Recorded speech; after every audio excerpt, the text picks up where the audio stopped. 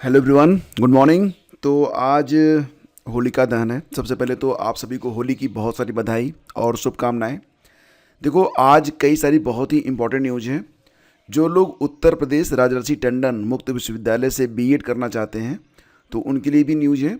साथ ही साथ यहाँ पर यूपी टीजीटी पीजीटी एग्ज़ाम के बारे में और असिस्टेंट प्रोफेसर के बारे में।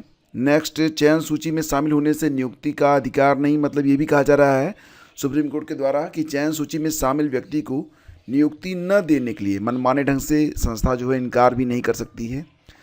और साथ ही साथ अमीनों की भर्ती होने वाली है तो इस पर भी बात करेंगे। और होली पर यूपी में लगातार 3 दिन बंद रहेंगे स्कूल, यानी कि कुल मिला के 4 दिन छुट्टी होने वाली है। चौथे दिन रविवार है तो अब स्कूल जो है वो 17 को खुलने वाले हैं, इस पर भी देखेंगे। और कुछ लोग जो कि उज्ज्वला योजना के अंतर्गत गैस सिलेंडर जिनको मिला है उनको मुफ्त में सिलेंडर मिलने वाला है। तो सारी बातें देखेंगे, यही सारी अपडेट्स आज के इस सेशन में है। सबसे पहले तो फ्रेंड्स आपको ये बता दें कि जीवन में कुछ भी आपको मुफ्त में नहीं मिलता है, हर चीज़ की कीमत आपको चुकानी पड़ती है। जैसे कि मान लेते हैं कि आप शिक्षक बनना चाहते हैं या फिर आप पीसीएस क्रैक करना चाहते हैं, आप आरओ क्रैक करना चाहते हैं, तो पहले तो आपको उतना समय प्रतिदिन देना पड़ेगा। बिना डिवोशन, बिना मूल्य चुकाए आपको कुछ भी मिलने वाला नहीं है। ठीक है, तो बात करते हैं उत्तर प्रदेश राजर्षि टंडन मुक्त विश्वविद्यालय के सत्र 2025-26 के तहत बीएड और बीएड विशिष्ट, यानी कि जो स्पेशल बीएड होता है उसके बारे में बात की जा रही है। तो जो लोग बीएड करना चाहते हैं, जो लोग स्पेशल बीएड करना चाहते हैं, उनके बारे में यहाँ पर अपडेट है कि यहाँ पर जो एडमिशन की प्रक्रिया है वो होली के बाद शुरू हो जाएगी। जो प्रवेश परीक्षा है, एंट्रेंस एग्ज़ाम है, ये कार्यक्रम की प्रस्तावित तिथियों की घोषणा बुधवार को कुलपति प्रोफेसर सत्यकाम ने की है। बीएड और स्पेशल बीएड शिक्षा प्रवेश आयोजन और संचालन समिति के समन्वयक प्रोफेसर पी.के. स्टालिन ने बताया कि ऑनलाइन पंजीकरण, आवेदन और शुल्क भुगतान ये 18 मार्च से शुरू किया जाएगा, यानी कि 18 मार्च से आप इसके लिए फॉर्म भर पाएंगे। ठीक है, और ऑनलाइन पंजीकरण, आवेदन और शुल्क भुगतान की अंतिम तिथि 20 अप्रैल रहेगी। तो 18 मार्च से लेकर 20 अप्रैल के बीच में आप आवेदन कर पाएंगे। दोनों कार्यक्रमों में प्रवेश प्रक्रिया से संबंधित सभी विस्तृत जानकारी विश्वविद्यालय की वेबसाइट पर उपलब्ध है, लेकिन वेबसाइट अभी वर्किंग में नहीं है तो जानकारी मैं आपको डिटेल में नहीं दे पा रहा हूँ। जैसे ही वेबसाइट ओपन होती है मैं आपको एक डिटेल वीडियो बना के उपलब्ध करा दूंगा नोटिफिकेशन के मुताबिक। ठीक है, इसके बाद थोड़ी सी बात कर लेते हैं अब यूपी में टीजीटी और पीजीटी एग्ज़ाम के बारे में। तो सोशल मीडिया से अगर आप जुड़े हुए हैं तो आपने देखा होगा कि इस समय टीजीटी और पीजीटी एग्ज़ाम के बारे में बहुत सारी खबरें ऐसी चल रही हैं जो कि काफ़ी भ्रामक हैं, लेकिन मैं आपको एग्जैक्ट जो अपडेट है वो बता रहा हूँ। फिलहाल अब होली है तो 2-3 दिन, या यूँ मानिए कि अब जो नेक्स्ट अपडेट आपको मिलेगी वो 17 के बाद ही मिल पाएगी, क्योंकि तब तक अब कोई खास काम इस क्षेत्र में होगा नहीं, इस फील्ड में होगा नहीं। लेकिन फिर भी अपडेट ये है कि 2022 की यूपी टीजीटी और पीजीटी की परीक्षाएं ये अपने नियत तारीख पर 14 और 15 मई को करवाई जाएंगी। आपको पता ही है कि जो टीजीटी की परीक्षा है 14 और 15 मई को होगी। पीजीटी की परीक्षा जो है ये 20 और 21 जून को कराए जाने की तैयारियां की गई हैं। अब रही बात ये कि परीक्षा केंद्र, जिसको लेकर कई बार बहुत सारे यूट्यूबर ये कह रहे हैं कि परीक्षा केंद्र नहीं मिल रहे हैं, परीक्षा केंद्र ये है वो है। एनीवे, आपको एक बात ध्यान में रखना चाहिए कि यह कोई आरओ यूपी पीसीएस की परीक्षा नहीं है कि सेम पेपर सेम पैटर्न में सबको जो है एग्ज़ाम देना है। यहाँ पर जो पेपर होते हैं वो विषयवार अलग अलग होते हैं। और यूपी टीजीटी के बारे में बात करें या फिर यूपी पीजीटी के बारे में बात करें तो सभी विषयों के लिए जो पेपर होंगे वो अलग अलग होंगे। तो अगर ये परीक्षा 1 दिन, 2 दिन, 3 दिन, 4 दिन भी चल जाए तो कोई खास फर्क पड़ने वाला नहीं है कि पेपर मैच हो जाएगा। भाई, गणित का पेपर सोशल साइंस से कैसे मैच हो जाएगा, अर्थशास्त्र का पेपर जो है वो हिंदी से कैसे मैच हो जाएगा, कोई फ़र्क नहीं होता। कॉमन जीएस भी इसमें पूछा नहीं जाता है। तो आप लोग बिल्कुल ये मान चलें कि आपकी जो परीक्षा तिथियां यहाँ पर डिक्लेयर की गई हैं, 14-15 मई को टीजीटी की परीक्षा ये हो रही है। बहुत होगा तो 14, 15 और 16 मई को परीक्षा हो जाएगी, लेकिन परीक्षा अपने नियत तारीख पर करवा ली जाएगी।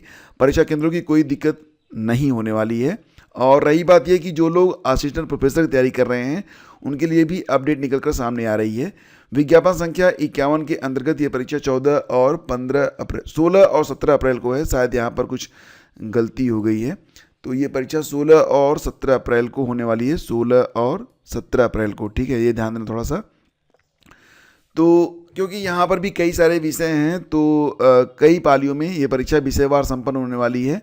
और यहाँ पर तो कोई ख़ास दिक्कत होगी नहीं, क्योंकि परीक्षार्थी इसमें बहुत कम है। बहुत हैं तो लगभग 1 लाख के आसपास आवेदक हैं, जबकि टीजीटी और पीजीटी में तो खैर परीक्षार्थी बहुत ज़्यादा हैं, लेकिन फिर भी ये परीक्षा जो है इसमें आवेदक भी कम है। परीक्षा तिथियाँ भी आपकी डिक्लेयर कर दी गई हैं, तो परीक्षा आपकी नियत समय पर हो रही है। और आयोग जो है वो पूरे प्रयास में है कि परीक्षा जो है वो नकल विहीन पारदर्शी तरीके से संपन्न कराई जाए, और आयोग अपनी तैयारियों में है। विस्तृत जानकारी आपको होली के बाद उपलब्ध कराई जाएगी।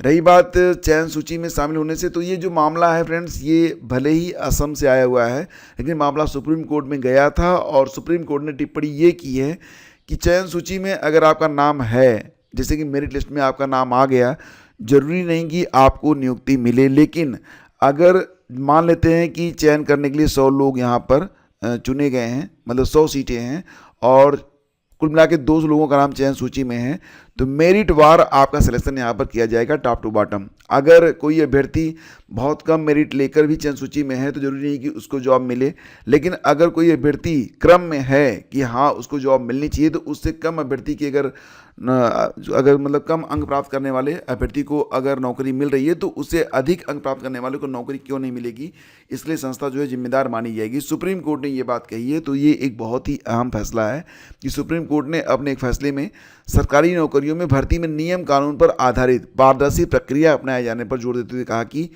चयन सूची में शामिल होने से उम्मीदवार नियुक्ति का दावा नहीं कर सकता, लेकिन साथ ही ये भी कहा कि भर्ती कराने वाली जो अथॉरिटी है वो चयन सूची में शामिल होने वाले व्यक्ति को नियुक्ति न देने के लिए मनमाने ढंग से इनकार नहीं कर सकती है। तो शीर्ष कोर्ट ने कहा कि अगर रिक्ति है और उसकी मेरिट को देखते हुए उसे पद पर नियुक्ति दी जा सकती है, तो ऐसे में साधारणतः उसकी अनदेखी करने का कोई न्यायोचित आधार नहीं होता है। चयन सूची में शामिल व्यक्ति को नियुक्ति से इनकार करने का कोई न्यायोचित आधार होना चाहिए। और शीर्ष अदालत ने पूर्व फैसलों को उद्धृत करते हुए कहा कि यह बात असम में 2014 की forest protection force APEF forest protection force constable भर्ती निरस्त करने के राज्य सरकार के निर्णय को सही ठहराने वाले फैसले में कही है। तो न्यायमूर्ति दीपांकर दत्ता और न्यायमूर्ति मनमोहन की पीठ ने 7 मार्च को दिए गए फैसले में असम सरकार के भर्ती चयन सूची रद्द करने के निर्णय को सही ठहराते हुए कहा कि जब चयन पूरी तरह से साक्षात्कार और अंकों पर आधारित हो, तो मनमानी और पक्षपात की मौजूदगी का अनुमान लगाना उचित हो सकता है।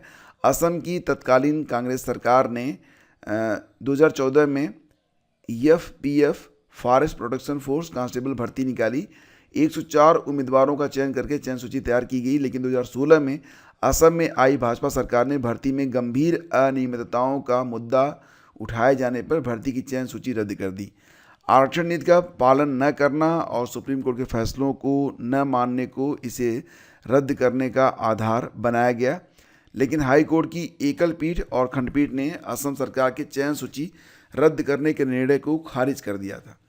तो असम सरकार ने इसके खिलाफ सुप्रीम कोर्ट में याचिका दाखिल की, जिसकी सुनवाई हुई।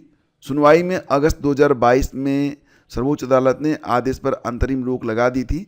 तो अब फिलहाल जो फैसला आया है वो इस प्रकार से आया है, ठीक है। इसके बाद आगे बढ़ें तो देखो ये खबर जो है ना बिहार से है, लेकिन क्योंकि यूपी वाले बहुत सारी बड़ी संख्या में अब बिहार में भी नौकरी प्राप्त कर रहे हैं, या फिर अगर आप अदर स्टेट से भी तो भी आपको यहाँ पर जॉब मिल सकती है। तो कुल मिला के 3559 राजस्व कर्मचारी और 402 अमीनों की नियुक्ति जल्द होने वाली है, ऐसा कहा जा रहा है। तो फिलहाल अभी देखा जाए तो बिहार में राजस्व कर्मचारी के कुल 8463 पद स्वीकृत हैं। इनमें से 4904 कर्मी कार्यरत हैं, जबकि 3559 पद जो हैं ये रिक्त हैं, और अब ये रिक्त पद जो हैं वो भरे जाएंगे। तो नियुक्ति करने के लिए बिहार राज्य कर्मचारी चयन आयोग को अधियाचना भेजी गई है। तो इसमें कुल मिला के 402 पद जो हैं ये अमीन के हैं। इसके अलावा अगर देखा जाए तो बिहार राजस्व सेवा के तहत मूल कोटि के पद राजस्व अधिकारी और समकक्ष ग्रेड में स्वीकृत 1603 पदों के विरुद्ध वर्तमान में 906 कार्यरत हैं, तो 168 पद खाली हैं। मिला जुला के काफ़ी बड़ी संख्या में ये भर्ती आने वाली है, जिसमें राजस्व अमीन और लेखपालों जैसी भर्तियां भी हो सकती हैं। तो राजस्व कर्मचारियों की कुल लगभग यहाँ पर 3600 के आसपास पद जो हैं वो रिक्त हैं, और अब ये भर्ती जल्दी बिहार में स्टार्ट की जाएगी। अब फ्रेंड्स, जैसा कि आप लोग जानते हैं कि अब 13, 14 2 दिन तो होली ही है। 15 तारीख को शनिवार है, लेकिन 15 तारीख को भी कुछ संगठनों ने, कुछ स्कूलों ने, कुछ संस्थाओं ने छुट्टी की मांग की है, कुछ अध्यापकों ने भी इसकी मांग की है। तो होली पर यूपी में लगातार 3 दिन बंद, चौथा दिन रविवार का, तो 4 दिन की लगातार छुट्टी आपको मिल रही है। और बेसिक शिक्षा परिषद ने जारी किया आदेश। तो फिलहाल होली के अवसर पर उत्तर प्रदेश में बेसिक शिक्षा परिषद के स्कूल 3 दिन बंद रहेंगे। परिषद ने 13-14 मार्च को सार्वजनिक अवकाश के साथ 15 मार्च को भी निर्बंधित अवकाश की घोषणा की है। फिलहाल अपडेट जो भी आपको मिल रही है, आप अपने सक्षम अधिकारी से, स्कूल से पता कर लीजिएगा, क्योंकि कहीं कहीं पर ये छुट्टी नहीं भी है, ठीक है। लेकिन ज़्यादातर 13, 14, 15 और 16 को छुट्टियां हो रही हैं। स्कूल अब 17 मार्च को खुलने वाले हैं। तो होली और ईद से पहले तोहफा और 1.86 करोड़ परिवारों को मुफ्त गैस सिलेंडर। तो जो लोग उज्ज्वला योजना के अंतर्गत गैस सिलेंडर प्राप्त किए हैं, अब उनको होली आ गई है तो मुफ्त में एक गैस सिलेंडर मिलेगा। हालांकि वो अपना सिलेंडर तो भरवाएंगे पैसा देकर, लेकिन जो पूरा का पूरा पेमेंट है जो वो करेंगे, वो उनके खाते में वापस राशि भेज दी जाएगी। मुख्यमंत्री ने इसके लिए 1890 करोड़ रुपए जो सब्सिडी जो है वो वितरित कर दी है। इसका फ़ायदा जो है वो 1,86,00,000 परिवारों को मिलने जा रहा है। तो ये सारी अपडेट्स आज के अखबारों में हैं। रही बात छुट्टी वाली, तो ये आज के अखबारों में भी पब्लिश हुई है। आप अगर किसी भी अखबार में ये टाइप करेंगे, मतलब आप अगर किसी भी ब्राउज़र में आप ये टाइप करेंगे छुट्टी वाली जो न्यूज़ है, तो आपको पता चल जाएगा। यहाँ आप देख सकते हैं कि होली पर छुट्टियों की भरमार, 1-2 नहीं पूरे 4 दिन की सरकारी छुट्टी। होली पर 16 मार्च तक बंद रहेंगे स्कूल। तो सारी खबरें यहाँ पर आपको मिल जाएंगी देखने के लिए, तो आप पता कर लीजिएगा। वैसे जो है एक दिन जो शनिवार की छुट्टी है वो कहीं कहीं पर मंजूर है, कहीं कहीं पर मंजूर नहीं है, ठीक है।